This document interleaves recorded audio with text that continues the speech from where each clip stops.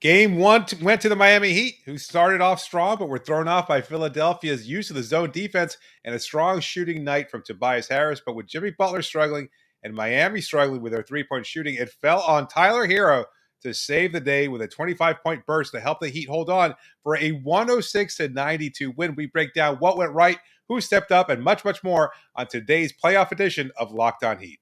Our Locked On Heat, your daily Miami Heat podcast. Part of the Locked On Podcast Network, your team every day.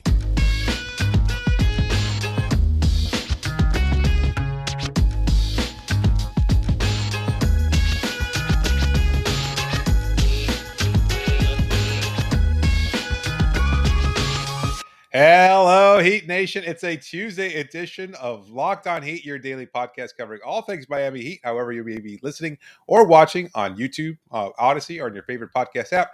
Thank you so much for making Locked On Heat your first listen every day. I'm David Ramil, and with me, as always, is my co-host, Wes Goldberg. The Heat were without Kyle Lowry, but had to take advantage of the absence of MVP candidate Joel Embiid, and it looked like that was a plan of attack early on for Miami, going to Bam Adebayo as he attacked the aging DeAndre Jordan or the foul-prone Paul Reed, who we'll talk about a little bit later in the show, helping to build a double-digit lead early on. But the Sixers head coach, Doc Rivers, adjusted in the second quarter using a zone defense that threw the Heat out of their comfort zone. And with Tobias Harris scoring 10 of his game-high 27 points in the quarter, the Sixers would take their first lead of the game right before halftime. But the Heat, just as they have all season long, found a way, storming back in the second half behind strong performances from Gabe Vincent starting in place of Lowry, as well as Tyler Herro, who caught fire midway through the third and finished the night as Miami's top scorer with 25 points. The Heat would eventually take a 21-point lead, exhausting the Sixers, cruising to an easy 106-92 win. Wes, that to me was the story of the game. Without Embiid, it fell on someone on the Sixers side to step up. And while Tobias Harris had his moments throughout the game for sure, it was the way that the Heat limited James Harden, finishing the night with just 16 points on 5 of 13 shooting, that really set the tone. They weren't about to let Harden beat them, and PJ Tucker did a masterful job of making things difficult for his former teammate. Yeah, I want to hit on the James Harden thing in a bit here, but my main takeaway was just that going into this game and into this series, the conversation was the Philadelphia 76ers are in trouble without Joel Embiid. And that was an obvious thing, but it was the main thing. And I think my main takeaway after game one is, boy, they are really in trouble without Joel Embiid. Highlight it, bold it, underline it, whatever you need to do. That is right now the biggest story coming out of game one. Without Joel Embiid on offense, obviously they didn't have their hub, right? Now you're relying on James Harden, who does not seem to be very reliable these days to generate all of your offense. And when you have PJ Tucker guarding him, even less so. And then defensively, look, Philly on the perimeter is not great on defense, but Joel Embiid is so good in the middle that he wipes away a lot of those issues that they have on the perimeter. But without Joel Embiid there was just so many defensive breakdowns to me from Philly that just resulted in really easy points for Miami in that second half. Once they started spreading them out a little bit, and Miami, we know they move the ball as well as anybody in the NBA, all the off-ball actions, the pick and roll stuff with Tyler and Bam in the middle of the floor, everything that they're trying to do with the split cuts and setting up their guys, like all of that just threw Philadelphia's perimeter guys. Like they had no idea what to do with it, and it ended up just with open back cuts for Max Strus dunking in the third quarter and just stuff like this. And I don't know how any of that stuff gets fixed unless Joel Embiid is back there. And that's sort of, again, the point of Joel Embiid, an MVP candidate. So there's that part, right? And then you mentioned the James Harden thing. Like if Philly had any hope in this series, it was going to be James Harden going off and having a Houston Rockets circa 2017 kind of performance. And that didn't happen, partly because his Houston Rockets teammate, PJ Tucker, was picking up him 94 feet the entire game and just giving him hell. And boy, did he. Like James Harden looked really frustrated. He wasn't getting the foul calls that he's accustomed to getting because just like against Trae Young, Miami did a really good job of not over fouling. There was a few there, obviously, but it wasn't extreme. It didn't affect Miami in any meaningful way. And, they threw some zone at him. They did some other things. They showed him different looks. I'm not even sure they really needed to be honest. It was just whenever PJ Tucker wasn't really in the game, I suppose.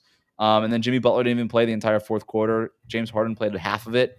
I think right around the 7-minute mark, Doc Rivers put in the backups, and that I saw Isaiah Joe checking in. I was like, this game is over. Wow. Okay. That was it. Yeah, about 4.5 minutes left of the game. I think the Heat were up 16. Yeah, 16 at that point, and they wound up closing it a little bit by then because actually they might have been up by about 19 to 20 or something like that. Tyler Herro had just hit one of his last shots of the game, and yeah, surprisingly, Doc Rivers has said, you know what, it was early. It felt early, didn't it? I mean, I think you're right. I think it was down 19 points. Yeah, they weren't going to win that game. We know that, but I mean, it's the playoffs. And Spo matched them and said, let's why risk injury to Jimmy Butler, Bam, or anybody else? So he kept Gabe Vincent out there as a starter. Tyler obviously as a key backup, but he put Omer Yurtseven out there. It was basically mop-up duty. Caleb Martin continued playing in the game. So it was just, by that point, Miami had the total advantage. The exhaustion there. Like that's like a boilerplate of this game is that, Miami's depth just continued to attack and attack and attack. And Philadelphia, as good a night as they got from Tobias Harris, just didn't have anybody else step up. Tyrese Maxey was nice. James Harden, mediocre at best. Nobody else really had a strong night. Like Furkan Korkmaz wound up having a big, garbage time minutes there towards the end for 9 points. I think he was their leading scorer off the bench. Other than that, George Niang went 0 for 7. He got a lot of minutes at small ball center. He was pretty bad out there. Whatever. It was a bad night for Philadelphia. I don't know how much more I want to talk about the Sixers. I just one more thing on Philly. I'm a little disappointed in them. You don't have your guy out there in Joel Embiid, and I don't want to keep meaning to harp on the perimeter defense for them, but I'm just like, this is the playoffs, and it just felt like they were not connected at all. There are teams in the NBA who would respond to a Joel Embiid type of injury. And you might not win the game, but you would give enough of it. There would be an effort hey, we got to make up for not having maybe the MVP of the league out there. And I'm like, really, guys? This is game 1 of the semifinals. James Harden, you want to get out of the second round of the playoffs for the second time in your entire career? And there's just nothing. And the best they could do is a zone that Tyler Herro just broke by just walking into threes. Tyler Herro had a nice game, but it wasn't the degree of difficulty was extremely high for him. They were just like, hey, here's our zone. Don't go to the paint. He's like, cool. I'll just walk into this 3-pointer that I've been making all season long. By the way, I'm the 6th man of the year. Yay points for me, I guess. So that was, I don't know. You're right. I don't want to harp on Philly too much, but there is one other narrative point or 2 narrative points that I want to make here. Number 1, the Heat aren't going to get any respect from this game. They're not. They blew out Philadelphia, but they were without Joel Embiid. And honestly, I don't know that they should get any respect for this game. This is Philadelphia without Joel Embiid. I don't know. That's not a good team. They haven't been a good team without Joel Embiid. You are launching the hot take cannon today. You're knocking all the wind out of my sails. Look, Miami good win, but it's good win. Who cares? Fuck Philadelphia. Who gives a damn that they didn't play their best effort? That's why they're going to fucking suck for the next few years.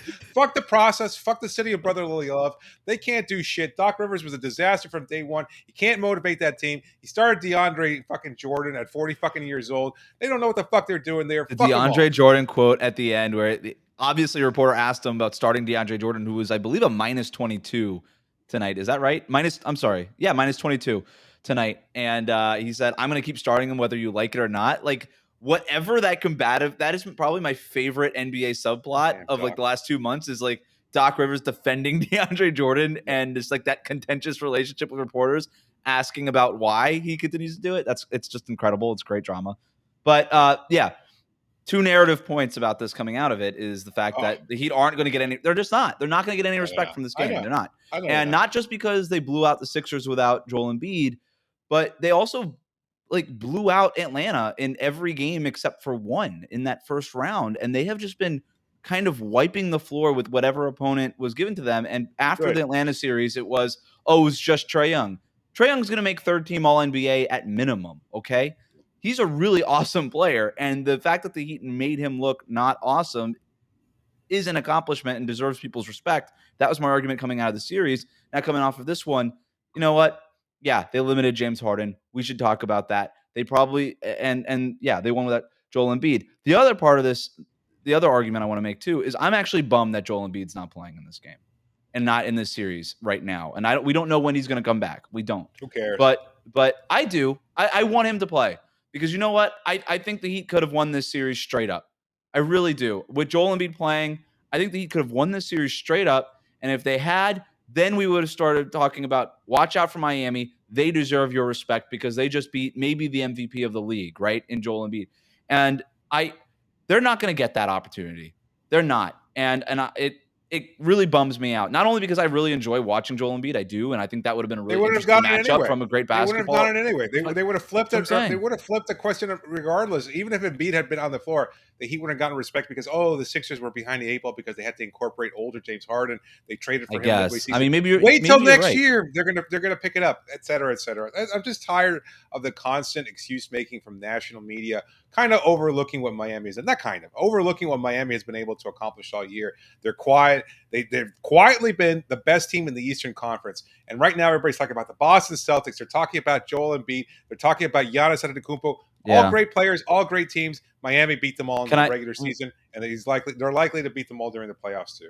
But who cares? We're not here to talk about them. We're here to talk about the Miami Heat, and we'll talk about who stepped up in Game 1, as well as some of the adjustments that we could look forward to in the next game. But before we do that, just want to tell you that today's episode is brought to you by PrizePicks, daily fantasy made easy, and easy is really what they're all about. As fantasy props and pick'ems get more popular, PrizePicks is making it easy for you to play. They do that with the best NBA DFS prop game on the market, offering more NBA props than any other DFS prop operator. PrizePicks offers any prop you can think of, from points scored to rebounds and even steals. And check out the PrizePicks Power Play. Here's how it works. You predict the over-under on a player's fantasy production. You can win up to 10 times on any entry, and it's just you versus the projected fantasy totals. And for a limited time, PrizePicks has an exclusive no-brainer of an offer for all of our users. Users get $50 for free if a player in your first PrizePicks entry scores a single point. But you must use the code NBA. That's right. This is an exclusive offer available to Locked On fans. Sign up today and use the code NBA for $50 for free if a player in your first PrizePicks entry scores a single point. Do it all using the award-winning app on the Apple App Store or Google Play. Entries can be made in 60 seconds or less. It's that easy. Plus, PrizePicks is safe and offers fast withdrawals, so don't hesitate. Check out PrizePicks.com. Use the promo code NBA or go to your app store and download the app today because PrizePicks is daily fantasy made easy. Thank you for making Locked On Heat your first listen. For your next listen, check out the Locked On Now podcast, nightly recaps of every NBA game with analysis from our local experts. It's free and available wherever you get your podcasts. David, it is time to get in the kitchen and whip up some credit cookies. What kind of credit cookies are we giving out today? Well, in honor of Tyler Herro, I'm going with Milano cookies, white on the outside, chocolate in the middle. I think that's the appropriate cookie there for Tyler's big day. 25 I think points. It's 2 straight games of Milano cookies. You're on a Milano cookie kit. Did I go Milano cookies? No, I went with the Pepperidge did. Farm. Do you have like a stash of Milano cookies at the house right now that you're just snacking on, and you got Milano cookies on the mind? I'm not a cookie guy. You know that for certain. I mean, I'm not a cookie guy. Right like now, there's a container somewhere in the house of animal crackers, but those are for my 3-year-old son. I'm not even touching those. A likely story. Yeah. Your wife is wondering why your wife's wondering why your son is eating like 150 animal crackers a day. Not. No, and they're even like knockoff Trader Joe's brand animal crackers. That's good why I didn't didn't bring them up. Yeah, good for you. Get the classics. All right. So we got 10 Milano cookies that we got to give out here. I did bring up the last time that you gave out Milano cookies that we have a double stuffed Milano cookie situation offered at Publix. So why don't we switch it up? We'll give it some double stuffed for a double stuffed win today. Double stuffed Milano cookies. We've got 10 of them. I'm giving 3 of them to Tyler Herro right off the bat. 12. He was responsible for 12 straight points between the third and the fourth quarter that basically blew up in the game for Miami. It was 10 points that he scored, and then he had an assist to Bam Adebayo on a lob that was really just well played. I thought that Tyler in that second half was so huge for the Heat because Philadelphia threw the zone. You mentioned this earlier. We didn't really touch on it that much, but they threw a zone at Miami, and the Heat had a little bit of a hard time with it, kind of figuring it out, which was strange. But it only lasted a couple of quarters because by the third quarter, Tyler Herro, I thought, my honest thought in the first half, David, was, boy, they really miss Kyle Lowry, right? Yeah. And by the second half, Tyler Herro did his best to kind of do the Kyle Lowry impression there, where it's just, all right, somebody's just got to make stuff happen. And Kyle Lowry got into the paint, kicked out to teammates. He was getting to the rim. He was stepping into threes. He was just making things happen. And that was Tyler Herro's best performance of the playoffs by far, not even By far. close. And I think this is going to be a series where we see a lot of that from Tyler Herro, especially if Embiid can't come back anytime soon, because I don't know how Philadelphia changes what they do defensively. You could throw your best defender at Tyler Herro. Like, you could put size on him with Tobias Harris, but who you have guarding Jimmy Butler? Because they had Tobias Harris on Jimmy Butler. And Tobias Harris is a fine defender, but I don't think that he's quick enough to stick with Tyler Herro's first step if he's going to do a high screen and roll from 28 feet out. Like, good luck with that, man. So we'll see. I'm a little surprised we didn't see more Matisse Thybulle out there, because I thought maybe he's with had a his rough perimeter playoffs. With this COVID thing that he couldn't play in Toronto, it kind of felt like it threw them out of rhythm. It's a good point by you. I don't know what's going on with him. He was so good in the regular season.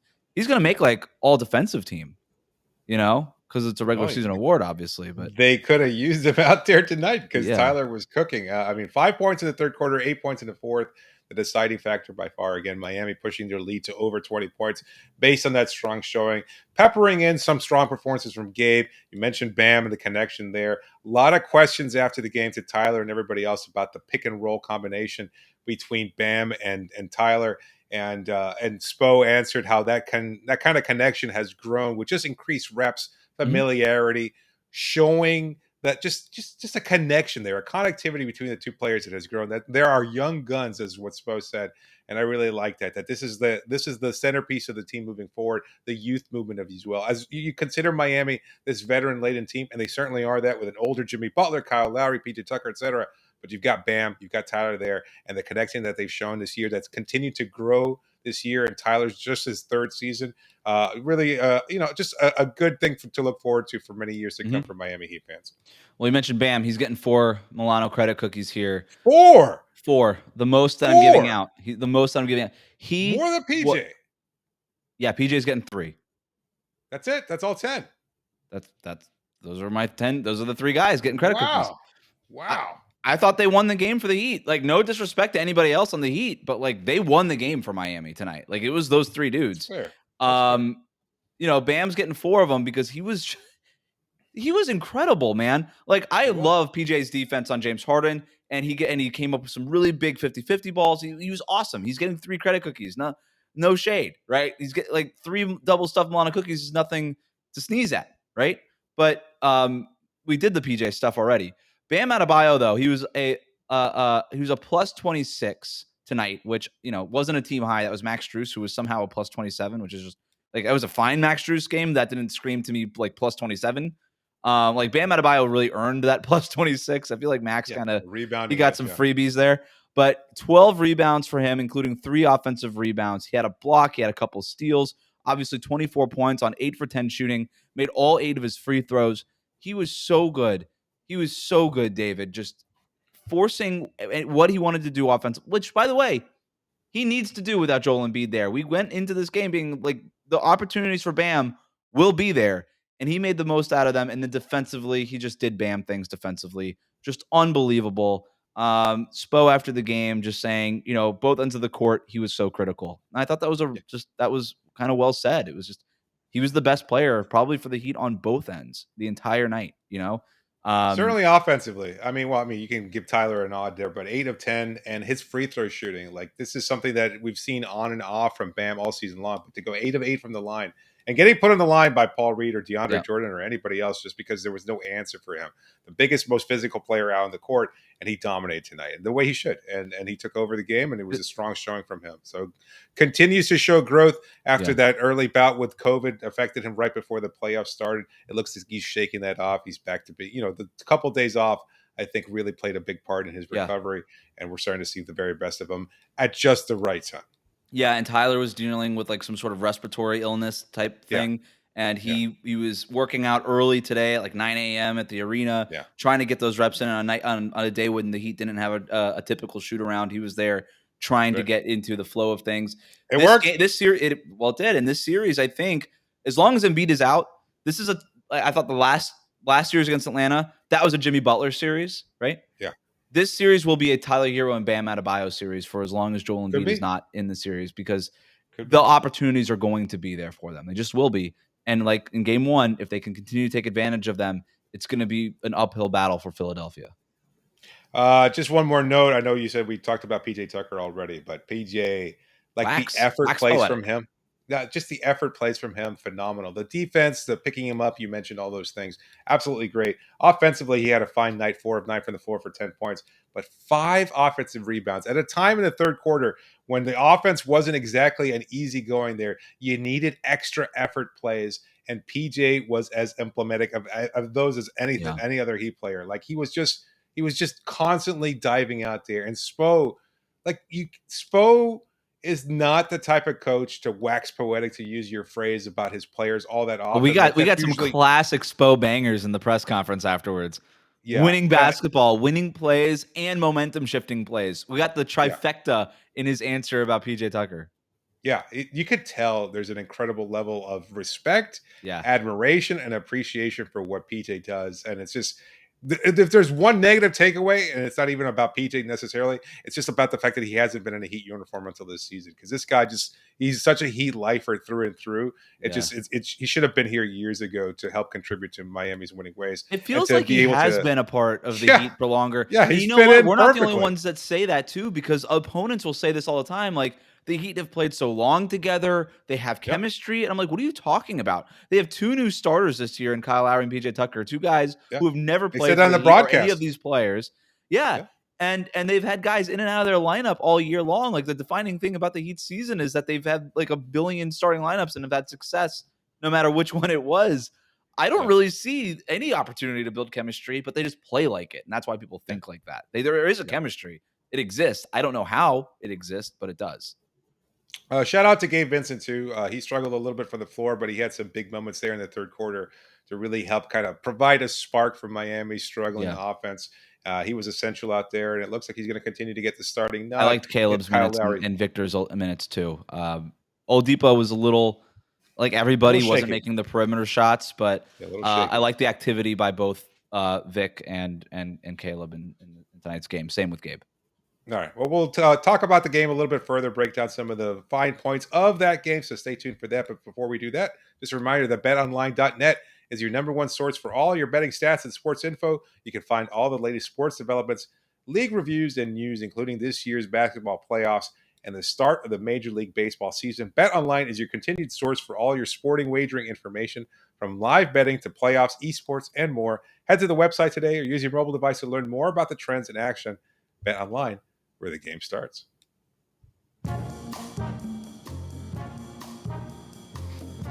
Just a reminder that you can always reach us via email at lockedonheat@gmail.com or via Twitter using the hashtag AskLHeat. Be sure to please subscribe to the show and leave a review. Wes, wrapping up our recap of Game 1, a 106-92 beatdown. And yet, I have to say, and I think we were talking about this before we started recording, Miami did not play their best game. And yet, it's something that I keep thinking about when it comes to this Heat team, that they just understand how to take advantage of situations like this. They've done it all season long. The team understands what's at stake here, and they weren't about to let this game slip away. And I think that's why we saw that surge in the third quarter, because the intensity just went up another level. The first quarter, at the start of the first quarter in particular, you saw a lot of that energy. But on a night when Jimmy Butler just didn't have it, and he wasn't productive while he was out there. There were some effort plays early on, but then you saw him on the sideline. I don't know if the broadcast showed this, and he wasn't available to post game media, but he looked like he was having his wrist adjusted or something. Yeah. I don't know whether or not he's going to be available for game 2. Again, I'm speculating here. I wonder whether or not it's just going to be a lingering injury. Of course, he's also got that knee soreness that kept him out of game 5 versus the Atlanta Hawks. So he was questionable as of the day before game 1. And yet he was not great out there. Miami did not play their best game. They didn't have their best player at 100%. And yet they were still able to win. And this is just indicative again of the team that they've been all season long, finding new ways to win. Something in sharp contrast to what Philadelphia did, where they couldn't find anybody else to support to fill in for the sizable gap left behind by the absence of Joel Embiid. Miami, without their starting point guard and without their best, all-star level player in Jimmy Butler, still wound up getting great performances from their supporting cast. This is the depth of this team that continues to outperform other teams around the league, especially even in the playoffs. Like, that's something that doesn't get talked about enough. And I know that I kind of ranted early on in the first segment, but you look at this team and you look at how they won tonight with Tyler Herro, who had struggled against the Atlanta Hawks, and Bam, who had struggled against the Atlanta Hawks, and without Jimmy Butler, without Kyle Lowry, and he still wound up beating this this Philadelphia team by 20 points at one point. I mean, it's just without that closing garbage time minutes there by Korkmaz, whatever his name is. This would have been a blowout. It still was a blowout. So I just continue to be impressed by the way this Miami Heat team finds a way to win. It's good. No, it's a good point by you. And you mentioned the depth earlier in the show, and we didn't touch on it then, but we should do it now because that will be a difference maker in the series, with or without Joel Embiid. Is that Miami's attack comes in waves, right? There's not really a point. They do go 2.5 minutes here and there without any baskets like they did in that second quarter when Philadelphia made their surge. But for 48 minutes, they're going to keep coming at you, right? And that's the reason why they have one of the highest, the best point differential benches in the NBA. It's another reason why their bench completely outscored and outplayed Philadelphia's bench. And for the Sixers, their weakness is their depth, right? Like, they're a top-heavy team. They have one of the best players in the NBA in Joel Embiid. They've got a bunch of really high-level role players: James Harden, Tobias Harris, Tyrese Maxey, Matisse Thybulle for the most part, right? Like Danny Green, like really high-level guys. But then you get kind of past that, and there's not much there. Where Miami, they're just going to keep coming at you. They're going to keep attacking. There's a Max Strus here, a Caleb Martin there, a Gabe Vincent here. Sometimes there's Duncan Robinson. There's now we have to deal with Victor Oladipo. Wait, here's Dwayne Dedmon getting a couple offensive rebounds in the second quarter that we weren't expecting. Like, it's just things that keep happening with them. And it's something we should continue to watch going forward. Duncan Robinson, we should talk about him. Not part of the rotation tonight, obviously planned to not be part of the rotation. I get it. We talked about it with Brian Toporek going in our preview. We mentioned that this might not be the Duncan Robinson series. Turns out that Spo had already decided that. And and there's a reason for that, right? Like, if you put Tyler and Duncan out there, you're giving a predatory team like Philly not one but two opportunities. And they went at Tyler, right? Like, that was their game plan. If Duncan had also been in the game, it would have given them more of a chance there. And I think there's something to that. I know it looks like a blowout, and you're like, well, why not play Duncan Robinson? But it was a close game in the second quarter when Philly was having all that success, doing exactly that, attacking Tyler Herro. And so it might not be the Duncan Robinson series. And Spo was asked about the game. You don't think he could have gone some minutes? Like, when they went to that zone early on, and you're looking at an ability to kind of stretch the floor, maybe pull some of their defenders away so they don't clog things up as much. You don't think Duncan could have gotten some minutes there? Like, that's a player who we've seen catch fire and, again, win a game for Miami, just as he did game one against the Hawks. I think if the Heat had been stifled by that zone more in that third and fourth quarter, we could have seen Duncan. I think that's a good point. Like, if they're having but they broke the zone. They figured it out, right? And Tyler Herro specifically just figured it out. He's like, all right, you're not gonna come up on me. All right, I'm just gonna walk into threes. That's cool. And the turnovers came down, the fouls came down in the second half. Like, all these things that you wanted to correct at halftime were corrected. So no real reason to go to the guy who wasn't part of your planned rotation, right? That's something you go to when stuff isn't working. So maybe at some point in the series we do see Duncan Robinson. If Embiid does come back, there's another reason why you might want to put Duncan out there. You just spread the floor as much as possible, make things harder on Joel Embiid. But for now, Spo's asked about it. He said things can change every night. It's the playoffs. I don't know how much he believes that in regards to Duncan Robinson, because it was also a way to kind of not answer the question specifically about Duncan Robinson. Well, I mean, if anything, like, we saw the flip side of that where he went with Victor Oladipo early on. Like, we saw him get minutes in game 5 out of necessity because Jimmy was out. He hadn't played before that. And then all of a sudden, he winds up getting significant minutes today. He wound up playing, 27 minutes. Again, a lot of that in garbage time as well. But I was a little surprised that he went to Victor as early as he did in today's game. Well, he's part of the core rotation, right? And I guess apparently now he is. He replaced Duncan because of what he could do defensively. And they just, I guess that's. There's just enough offense everywhere else that you just want to make sure that you're not giving Philly any opportunities to steal something. And if you need Duncan down the line, you could go to Duncan. That's the value of having Duncan, but they don't really need him in this series. Like I said, this is the Tyler Herro and Bam Adebayo series, right? And so, whatever. Like if Max Strus keeps going 1 for 7, you could put Duncan Robinson back in the starting lineup and take Max Strus out of the rotation. Like that's also there. Every possibility is there. That part I do believe when Spo says it, and he continues to say that. But I wouldn't expect to just suddenly see Duncan Robinson for no reason. I think that something will have to push the Heat in that direction. I do have concerns. We're talking about some of the negative things from tonight's game. Tobias Harris, as I mentioned in the preview, I believe that he was going to be able to have a big series and that he was going to be able to be a deciding factor, and that seemed like the case today. He had 27 points and 11 of 18 shooting. He was mostly unstoppable. 1 of 4 from 3-point range, but he was just getting his shot from the mid-range game, also getting to the line 4 or 5 as well. Kyle Lowry needs to come back to offset that. Not that because he's going to be on him directly, but because you could see a lot more Lowry on maxi minutes, Tucker getting the starting nod to cover James Harden, but he can switch off. I'm sure Lowry can pick up Harden on occasion. Tucker can switch on to Tobias at one point or another because Max Strus was just getting toasted out there, and nobody was really able to shut him down. It just he has that weird tweener size that nobody on Miami's team really can overcompensate for. And it looked like he was going to get his shot all night. So I don't know that he's going to have another 27-point game at any point in the series.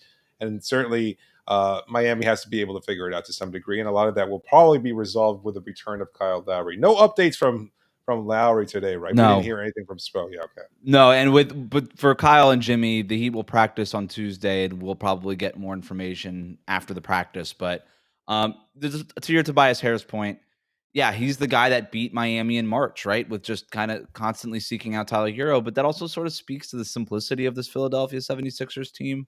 Yeah. That's kind of the only, like when we talk about them being predatory and attacking these mismatches, he's really the only one doing it. Other than Joel Embiid, but he's not playing.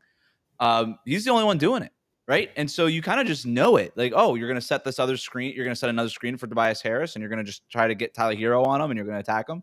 All right. Yeah. And I think the Heat are okay with that. I think the Heat will live with him scoring 27 to 30 points a game. I disagree with you. I think he will score 27 points a game again in this series. And I think the Heat they're fine with that. I really think they're okay with that. It's just not letting, Tyrese Maxey get hot from 3-point range and some, Korkmaz or Yang or something like that. Just kind of, random scrub Heat killer them in a game and swing a game and maybe steal one for Philly. I think they're all right with Tobias Harris getting his. You don't want him to go off for 40, right? But if he's getting 27, 30, something like that, I think you're fine with it. Before we close this out, should we do the Paul Reed thing? No, we'll save that. You want to save the Paul Reed thing? Yeah, we'll save the Paul Reed thing. Yeah, that's a teaser there because Paul Reed had some inflammatory comments, I think, anyway, following the game. And I think it's worth getting into a little bit in tomorrow's episode. So stay tuned for that. And as always, make sure to subscribe. Yeah, that's called the teaser, baby. I think we'll save it. I think we'll save it. All right. Thanks so much for making Locked On Heat your first listen every day. Now make your second listen Locked On NBA. From the first jump ball of the play-in tournament to the last possession of the NBA Finals, Locked On experts take you deep inside the playoffs with insight and analysis affecting all 30 teams. This is David Ramil signing off for now. Thanks so much for joining me, Wes. Wrap it up, B.